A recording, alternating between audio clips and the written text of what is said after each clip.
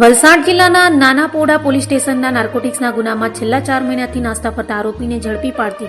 SOG Tapi Vyara. SOG શાખામાં ફરજ બજાવતા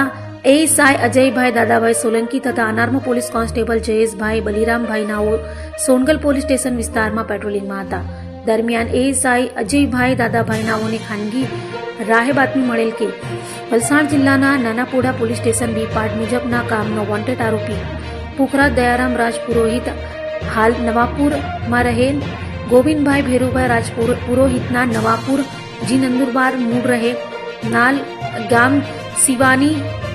જિલ્લા બાડમેરનાઓ નવાપુરથી પોતાની ઇકો કાર GJ26 AE0575 થી લઈને નવાપુરથી નીકળી સોનગઢ નવા આરટીઓ ચેકપોસ્ટ થઈ વ્યારા તરફ જનાર છે તેવી ચોક્કસ અને બાતમી આધારે મોજે સોનગઢ નવા આરટીઓ ચેકપોસ્ટ ખાતે વોચ ગોઠવી પકડી પાડેલ અને તેની અંગઝડતી કરતા કુલ કિંમત રૂપિયા 5.10 લાખનો મુદ્દામાલ મળી આવેલ હોય. BNSS કલમ જે મુજબ અટક કરી સોનગઢ પોલીસ સ્ટેશન ખાતે સોંપવા તજવીજ કરી વલસાડ જિલ્લાના નાનાપોડા પોલીસ સ્ટેશને જાણ કરી આરોપી મુદ્દામાલ સોંપવા તજવીજ કરાવેલ છે.